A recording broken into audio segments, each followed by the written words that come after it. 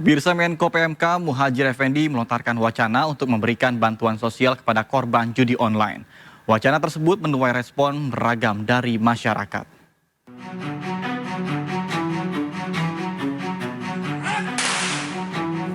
Pemerintah berencana memberikan bantuan sosial kepada korban judi online. Wacana tersebut muncul dari Menko Bidang Pembangunan Manusia dan Kebudayaan atau Menko PMK Muhadjir Effendi. Namun, wacana tersebut mendapat respon dari sejumlah pihak, salah satunya dari pengamat kebijakan publik Trubus Rahadiansyah. Menurut Trubus, pemberian bansos untuk korban judi online kurang tepat, apalagi selama ini pemerintah dinilai gagal dalam penyaluran bantuan sosial. Namun Menko PMK Muhadjir Effendi menjelaskan bantuan sosial itu bukan untuk pelaku judi online, namun keluarga yang menjadi korban. Dalam beberapa minggu terakhir, judi online menjadi sorotan, terlebih setelah polisi wanita bakar suaminya yang juga polisi. Pelaku emosi, sang suami menghabiskan uang belanja untuk judi online, padahal keduanya telah memiliki 3 anak yang masih kecil. Presiden Jokowi juga membentuk Satgas Judi Online. Adapun Satgas yang diketuai Menko Polhukam Hadi Cahyanto itu salah satunya untuk mengoptimalkan pencegahan dan penegakan hukum perjudian daring secara efektif dan efisien. Tim Liputan iNews melaporkan. Pemirsa, judi online menjadi momok bagi generasi muda di Indonesia karena dapat menyebabkan tindakan kriminal hingga bertambahnya kasus bunuh diri.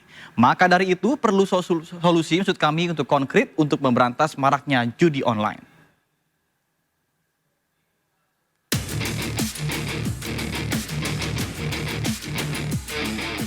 Maraknya kasus judi online di Indonesia kembali menjadi sorotan. Baru-baru ini seorang perwira keuangan berpangkat Letda TNI Brigif 3 TBS Sulawesi Selatan diduga menyalahgunakan dana satuan untuk judi online hingga 876 juta rupiah. Kasus ini terungkap saat oknum perwira menengah tersebut diminta menyerahkan dana oleh Pasilok Brigif 3 BTS. Meski permintaan dana telah dilakukan beberapa hari, namun oknum yang bertugas di bagian keuangan tak kunjung memberikan dana yang diminta. Setelah diperiksa, ia mengakui bahwa uang satuan telah ludes digunakan untuk judi online. Terkait fenomena ini, Koordinator Kelompok Humas PPATK Nasir Kongah menjelaskan perputaran uang judi online mencapai ratusan triliun. Bahkan nilai tersebut terus meningkat setiap tahunnya. Hal tersebut disampaikan Nasir dalam diskusi polemik MNC Trijaya yang bertajuk Mati Melarat Karena Judi, Sabtu 15 Juni 2024. Dari angka-angka akumulasi dari perputaran judi online ini, itu waktu-waktu memang terus meningkat ya. Kalau di 2021 baru terdeteksi 57 triliun. Dalam kesempatan yang sama, psikolog keluarga Muhammad Iqbal mengatakan bahwa judi online terus berkembang di Indonesia karena banyak masyarakat yang ingin kaya raya dengan cara instan. Ya, saya kira para pemilik judi ini mengetahui betul bagaimana kebutuhan masyarakat, khususnya di negara berkembang. Di negara berkembang itu orang pengen instan, pengen budaya instan. Selain itu, tingginya angka pengangguran dan kemiskinan di Indonesia juga menjadi faktor maraknya praktik judi online. Ditambah lagi iklan judi online tersebar luas di berbagai platform media sosial sehingga mudah diakses oleh masyarakat. Penyakit-penyakit masyarakat sekarang beralih. Kalau dulu misalnya para prostitut itu mereka mangkalnya di taman, sekarang mereka di online. Demikian juga dengan judi ini. Kalau dulu sabung ayam gitu ya harus datang ke tempat-tempat. Ada lapaknya. Ada lapaknya. Sekarang anggota parlemen lagi rapat pun bisa main gitu ya. Pernyataan senada disampaikan oleh mantan pemain judi online bernama Rangga. Ia mengaku awalnya tertarik bermain judi online lantaran melihat iklan di YouTube. Dari banyak iklannya di YouTube sih. Di YouTube? Iya. Oh, jadi kemakan iklan judi online di YouTube? Iya, jadi dia kayak nggak tahu itu pemainnya juga atau adminnya. Jadi kayak dikasih cair terus gitu. Rangga juga menjelaskan dirinya menjadi kecanduan bermain judi online lantaran tergiur dengan kemenangan bertubi-tubi. Namun lama-kelamaan ia justru menderita kerugian yang besar. Karena beberapa kawan juga ikut-ikutan gitu, jadi kayak tertarik, cobain juga. Temen juga awalnya juga sama, dikasih menang banyak, cuman lama-lama jadi kayak rungkat gitu loh. Terkait penanganan judi online, Dirjen Informasi Komunikasi Publik atau IKP Kominfo Usman Kansong menegaskan bahwa Presiden Jokowi telah menerbitkan aturan mengenai Satgas Pemberantasan Judi Online. Ia pun meyakini penanganan judi online akan lebih baik ke depannya. Online ini nanti akan lebih komprehensif, ya, terintegrasi dan holistik dan juga konsisten begitu.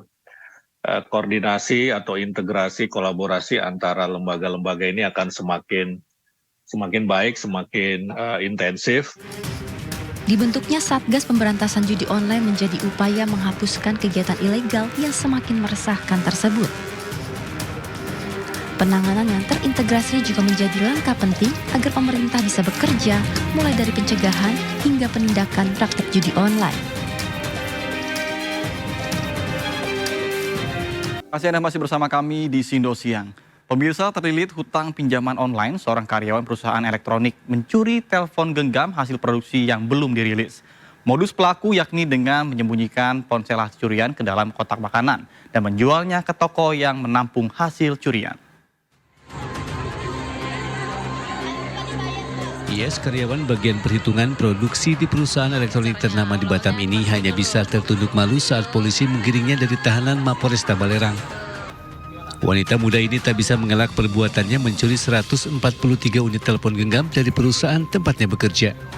Kanit Tipidel Satreskrim Polresta Balerang Ibtu Dodi Setiawan mengatakan pelaku IS dilaporkan setelah tim audit mencurigai banyaknya hasil produksi hilang. Curiga ada pencurian dilakukan karyawan, pihak perusahaan pun melaporkan peristiwa itu pada polisi. IS mengakui perbuatannya. Hebatnya, pencurian terhadap 143 unit telepon genggam itu dilakukan hanya dalam kurun waktu 20 hari. IS mengambil HP sebanyak 5 hingga 10 unit setiap harinya. Telepon genggam yang diambil di dalam tempat penyimpanan dimasukkan dalam kotak makanan dan dibawa pulang. Hal itu ternyata ampuh dan membuat pihak pengamanan tidak curiga. Jumlah barang yang berhasil tersangka ambil yang sudah kita inventarisir sebanyak 143 unit handphone yang belum dikemas. Sementara IS mengaku melakukan aksinya karena terjerat pinjaman online yang nilainya mencapai 150 juta rupiah. Pinjaman itu awalnya digunakan pelaku untuk membeli kendaraan dan memenuhi kebutuhan hidupnya. 134. Uangnya untuk apa? Untuk bayar pinjaman online. Pinjaman online. Kamu terjebak pinjaman online? Pinjaman online dan pinjaman koperasi. Oh, berapa banyak kamu minjam online itu? Yang pinjaman online kurang lebih 100 juta. Untuk yang operasi kurang lebih 50 juta. Kini IS harus mempertanggungjawabkan perbuatannya dan terancam pidana di atas 5 tahun penjara. Dari Batam, Gusti Yanosa, iNews melaporkan.